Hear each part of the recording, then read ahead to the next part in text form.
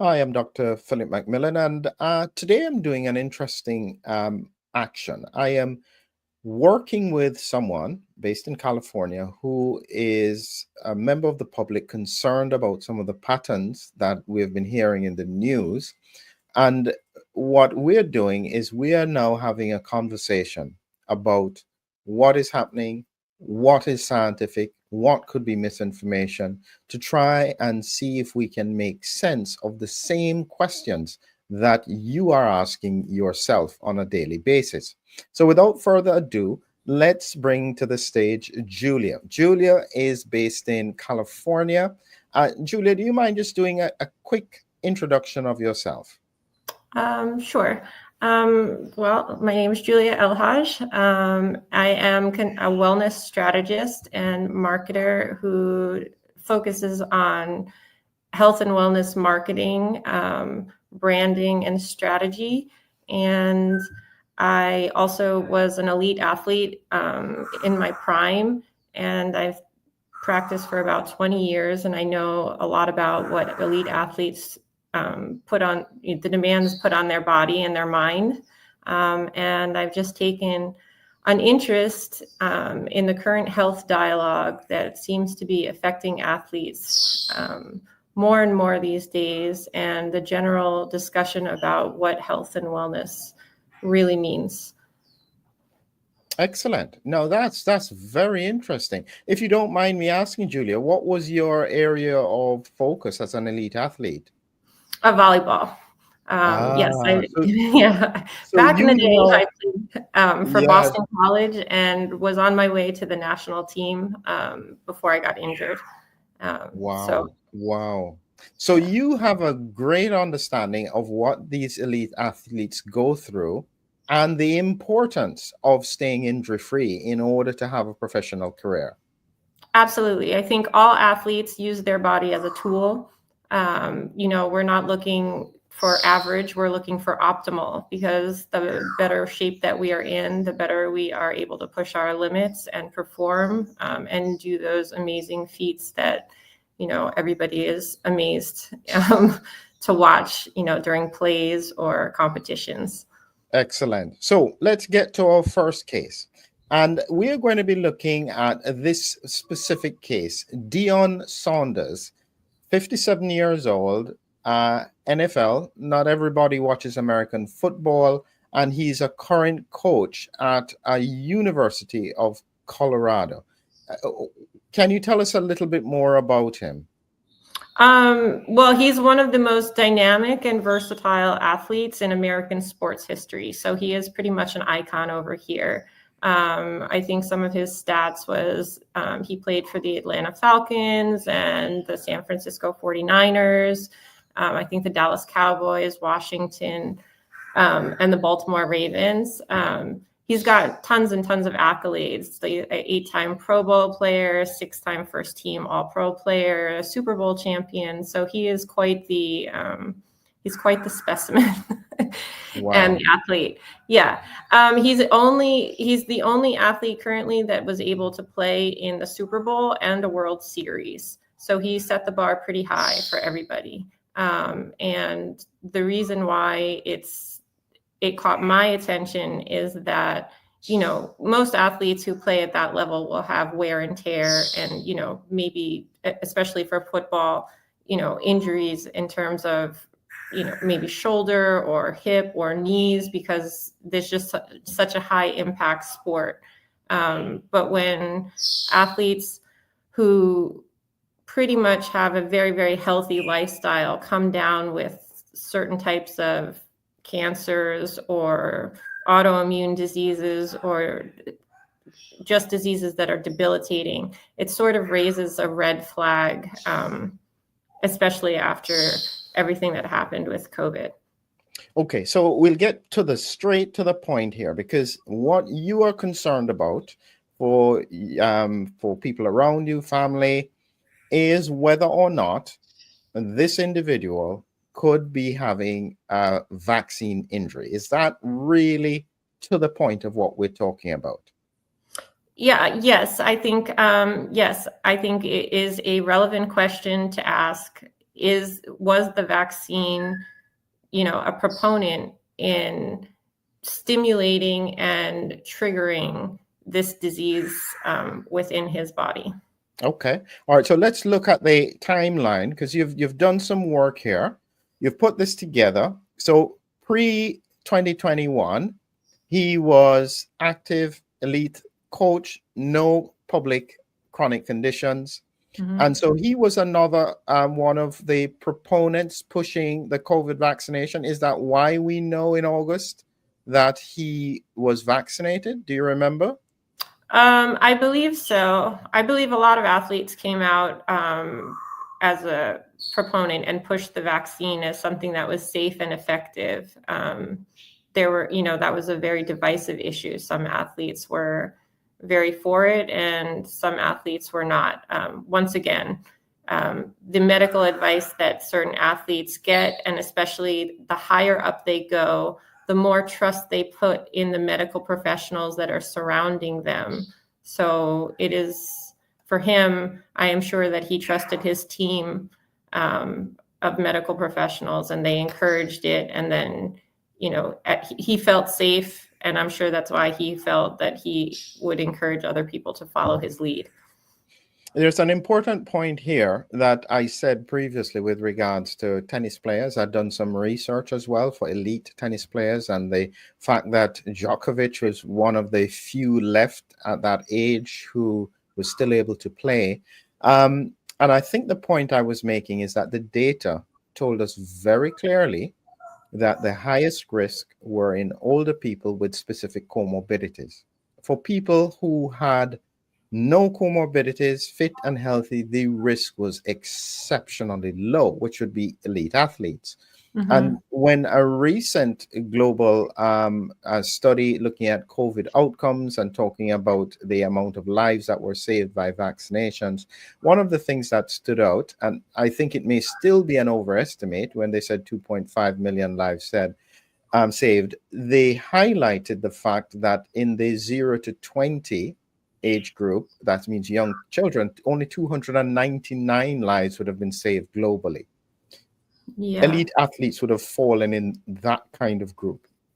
Yeah. And so the question is, why would anyone around them, knowing that they don't know medium or long-term impacts, actively encourage this cohort to do this unless it was deliberately positioned so that it would encourage the general population to do it? So in a sense, they kind of sacrifice the elite athletes with the hope that there would be no issues, because at the time, as we can see in August 2021, it was only within 6 months. You cannot know medium or long-term impacts. And so at that stage, you are hoping that everything will be okay. All right. Yeah, I think it was probably financially incentivized, because when the world locked down and they were locking down the stadiums and they didn't want large groups of people to gather, they were like, how can we execute this quickly? I think that the owners of the teams, the coaches of the teams, the trainers of the teams, if they truly valued their athletes and their franchises and what those athletes do and how they perform, they would have been much more cautious than to just say, okay, everybody get this, vaccine so we can move on with our day. The people that are getting injured and that have either passed away, or have very debilitating, if you want to call it turbo cancer, are the elite of the elite. I mean, we hear about cyclists who, end up doing their race, finishing first place, and then he dies in his sleep. Or, Deion Sanders, who was pretty much healthy, just with minor wear and tear injuries that he needed to do, or perhaps a genetic predisposition, of just old age. I mean, we all do get older, so we can't say, we're going to be scot-free for the rest of our life, but then he comes down with something very debilitating. So I do think that it was just, let's get life on and let's move forward. And I do think that most people think vaccines are necessary. The story that everybody has in their mind. They've saved millions of lives, and that's how society has moved forward, and we have not died off as a species because we have come up with this medical miracle. And we sort of put all of our eggs in one basket, and we just say it's only vaccines that have improved the health and wellness of our humanity or species. And I just don't think that that is accurate. I think there is, multiple factors at play in that. And I think that, unfortunately, money talks. And I think that's why everybody was pushing, like, just take the vaccine. And, if the leaders of the team take the vaccine, obviously the other teammates are going to look up to them as an example and follow suit. And, that's just human nature. And I think that's what happened. So someone listening could argue, at the end of the day, he's still not an elite athlete anymore. He's in his 50s. We don't know his comorbidities behind that. And so therefore, maybe there was a good reason why, based on his risk factors, he would have been encouraged to take the vaccine. But you are completely correct. It's one thing to ask the coach, because of his age and his comorbidities, to take the vaccine, but when promoting it, they should have been promoting it to other high-risk people who could have benefited from a reduction in the risk for severe disease. That's my thought on it. So let's come back to this question on the COVID vaccination and just quickly look at the timeline. Okay. So as I said, he was vaccinated in August 2021, and then between September and October, he develops severe blood clots after foot surgery, arterial clots, 3 surgeries, 8 surgeries in 3 weeks. So this does suggest that he may have had some underlying issues, because the foot surgery, it doesn't sound as though it was emergency, and he did have a history of foot issues from some injuries in the past. So my presumption clinically would have been that he had an issue with his foot. He needed to have some things addressed.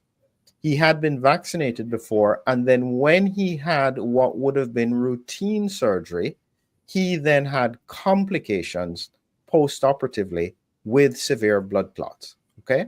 Mm-hmm. So from a clinical point of view, the question would be, if he hadn't been vaccinated, did he have other risk factors that could have caused this anyway? Was this purely coincidental, or was it relevant to the vaccination? The time frame looks like about 30 days. If we're right, depends, between 30 to 60 days, depending on when he was vaccinated. And so he may have fallen outside the 28 days that they tend to look for, or sometimes up to 42 days, where they would think that this could have been connected with regards to vaccination. And so straight away, the clinical community would start saying they think that this is purely coincidental. What would you say if you heard them saying that? I have a little bit of trouble with that word coincidence. I don't know, I mean, so coincidence is a hard word for me to swallow. I think there are, and also it's hard to, these discussions bring up other questions you should ask about any human being before you vaccinate. I mean, most of the studies done on any medicine or any vaccine, I mean, they do not say, okay, we have a cohort of African Americans and we've tested this medicine out on this group of people. And then we've also done it for women, and we've done it for African American women, or we've done it for Asian women. I mean, we all have to understand that we are all very biodiverse in our genetic makeup. So there is no one size fits all medication for any person. And you have to know that when you take a medicine, I mean, I have this also. I mean, the epidural is very common for most people and most women when they give birth. And it almost killed me in all 3 times. And I was not able to take that. But most people will say it's very safe, it's very effective, you're not going to have any complications. And that just was not my experience. So you're touching on a very important nuance, and you're right. And I think part of the lesson that is coming out of the pandemic is that a one size fits all, especially in a disease that is poorly understood by the scientific community, is exceptionally dangerous. I've always said that the scientific and medical community should have spent more time sharpening the axe of their knowledge before trying to develop therapies that would be used broadly across a population. I think that history will show is that fundamentally that was a poor approach in terms of the strategy for managing the issues with regards to health. But there is one bit that I think we need to touch on, and this is the issue as to what happened subsequently with regards to his bladder cancer. So after he had all of these things, because it wasn't just the surgery in September, October, then he needed amputation due to ischemia, which suggests peripheral vascular disease. Then he had persistent vascular issues, longer term surgery for blood flow restoration in his leg.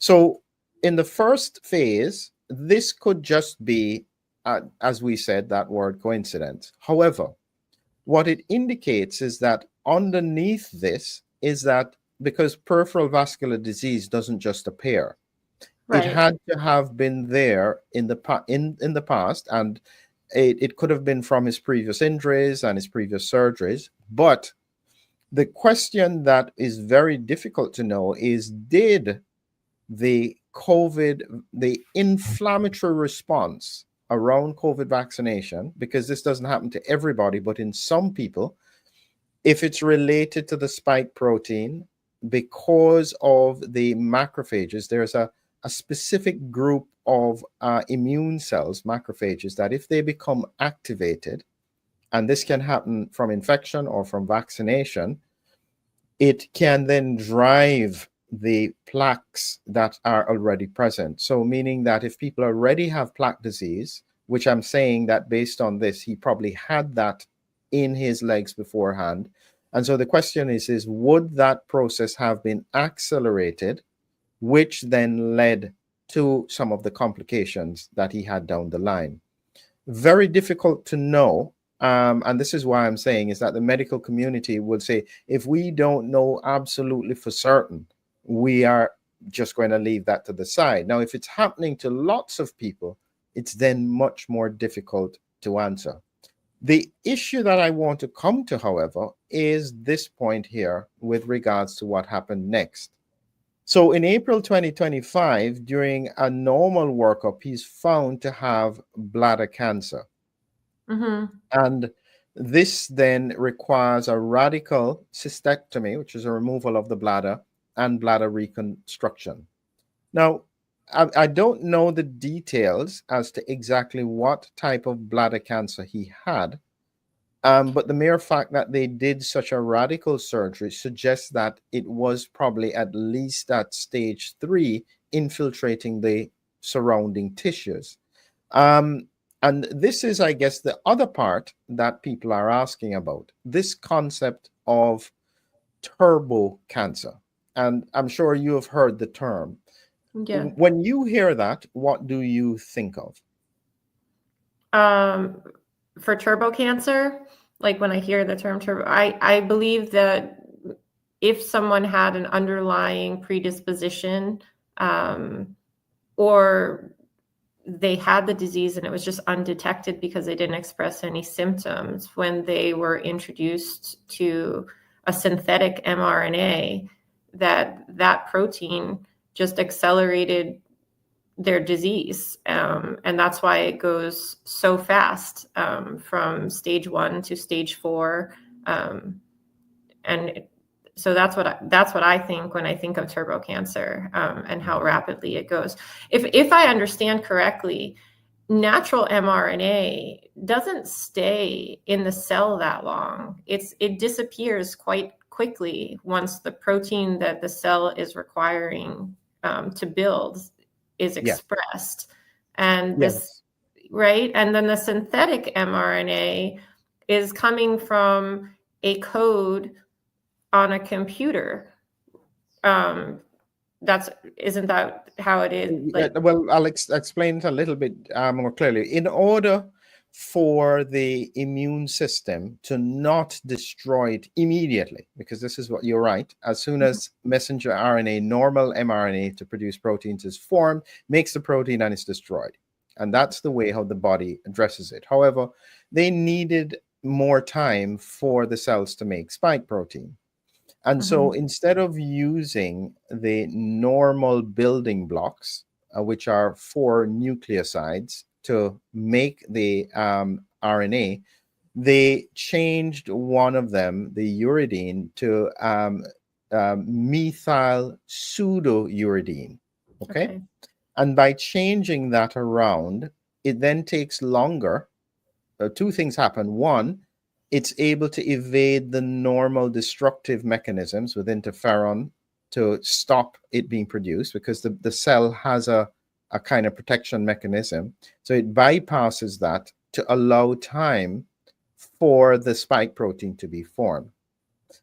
In theory, they thought that, if giving you a time limit, so imagine that messenger RNA is destroyed in 1 minute. They were hoping that the adjusted RNA, the modified RNA, would be destroyed in, say, like an hour. So it would make it more time to make spike proteins and then get destroyed, and then the cell gets destroyed. And to be frank, I don't think they were worried too much, because they thought that even if the RNA continues to produce spike protein, the immune system would still destroy the cell. Okay? And that would be the end of it. In theory. As we've learned, assumptions don't work in the real world. Right. For some reason, some cells are able to pass it on through exosomes to other cells. Some cells, what happens if it goes into a cell that is able to evade the normal destruction process? And these are now the questions that we have now, where we're seeing patterns where the RNA is now being produced for over 700 days now in some people. It's important to note that is not everybody. And I think that there are going to be some kind of predispositions for the people who this is occurring in. But the point is that there does seem to be an underlying immune issue ongoing that occurred after in some people. And therefore, that now leads me back to the cancer. When I looked at it, what I was saying was occurring. So the problem is the word turbo cancer. Turbo cancer gives the impression that the cancer is very rapid. Okay? But that's not really what we're seeing. What we're seeing is that normally, if you imagine a cancer is tiny, it then gets a little bigger. So it's a millimeter size. Then it grows 10 times. It becomes a centimeter. Then it becomes 3 centimeters. When it's about that size, for example, it then starts to spread into the tissue. Then it starts to spread to the lymph nodes. Then, after it has spread to the lymph nodes, it then will get into the bloodstream and spread distant. And that's what we call metastatic disease. Okay? Okay. But what happens if the cancer, instead of doing the normal spread from getting bigger, going into the surrounding tissues, then going to the lymph nodes, what happens if at 1 centimeter it suddenly starts to spread everywhere? So it becomes stage 4. It's kind of like, so rather than calling it turbo cancer, it appears almost like it will go from stage 1 or 2 to stage 4 very quickly. Right. And it kind of skips some steps. So when people think of turbo, they think that the cell, if you looked at the cancer in the tissue, it would be growing at a rapid. It's not necessarily that it's growing at a rapid rate, as much as the fact that it has evaded all of the protection to be able to get to a distant site in a way that it wouldn't normally be able to do. Okay. Does that make sense? That And does so make what sense. we're seeing now is not necessarily, I mean, there is some increase in cancer, but what is very difficult to put in the public arena is the fact that instead of them presenting just with cancer, say a breast lump, you may find somebody when they come with the breast lump, they've also got it spread to their lungs and their brain. And so Mm-hmm. suddenly now, just doing a mastectomy doesn't work because it's already gone. Right. It's every. That's where we are having the issue, and it's a very subtle difference, but because the scientific community has already got it in their head that turbo cancer is an anti-vax term, as soon as you use it, they shut off and they stop listening. Yeah. Um, yeah. I don't know. I think this anti-vax fear is paralyzing to all of us. And I think it's very hard to have a very honest discussion about what's necessary to look at, just all of us in every country. We really do need to have the ability to say it could be this, and we may have made a mistake by rushing through this too fast. And I think so many people are afraid to say that because I do think it will come with a tremendous amount of grief and regret that we didn't know what we know now.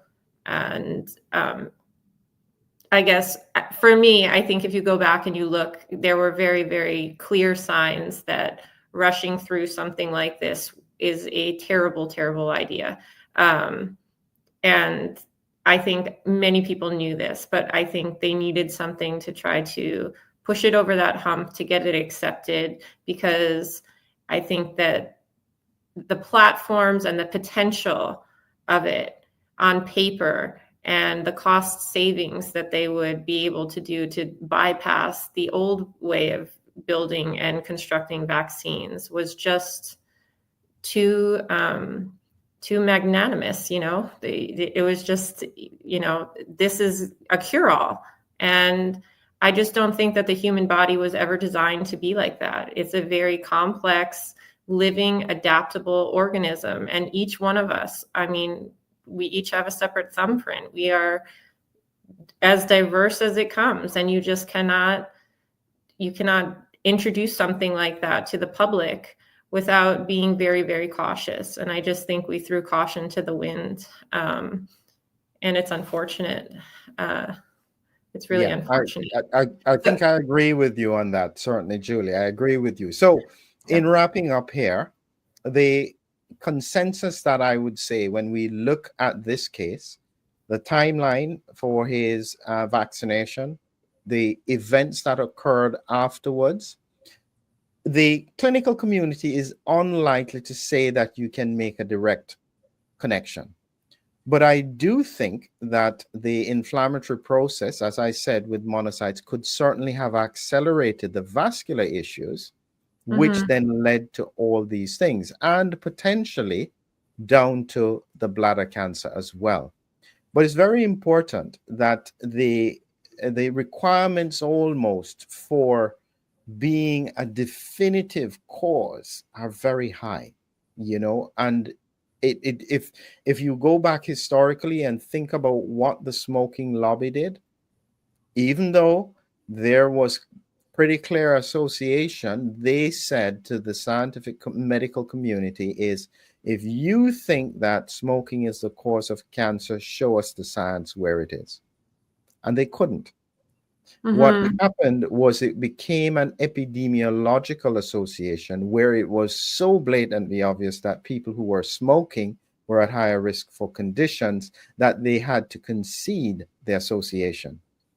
It may be something like that would have to happen, but sadly, that may take 10 or 15 years. Yeah, That is not going to happen quickly. And so this is the challenge that we are up against. But I think that the process of discussing the science and reflecting on it is very worthwhile to give an objective analysis of what is happening. So we're just going to wrap up. I'd like your final thoughts, Julia, and we will try and do this again. But go ahead. What are your final takeaways? I think, well, I just appreciate the time to sit with you and get a clinical perspective, obviously, and to increase my own knowledge about what's going on. But I do think that athletes are a canary in the coal mine, and they are the top of the top. And when they start expressing diseases, or they start falling on the field in increasing numbers in a short amount of time, that we should probably pay attention a little bit more. I know most people think athletes are, superhuman.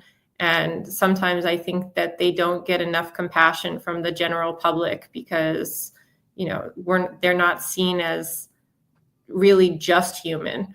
So I think we overlook that and bypass it. So I just appreciate just looking into it. My heart goes out to all the athletes that may have something like this, or that they're going through something like this, who've dedicated their life to their health and fitness and keeping themselves healthy, and as an example for everybody else to follow. And then if it is not a coincidence, that they would just, that they just get the help that they need, and that someone is brave enough to tell them the truth so that they can actually either get screened and that they can know what they're up against, or that they get like Deion Sanders. I mean, he has a team that acted very fast, so he happens to be lucky just from his fame and circumstance. But yeah, so anyway, I do believe that, yeah, we should be paying attention a little bit more to those people that, are the top of the top in health. And if they start falling down, we should be asking harder questions and better questions. Excellent. Thank you very much, Julia, and really appreciate your input. So if you just wait with me for the outro, and we will have a chat afterwards. Okay. Thank you.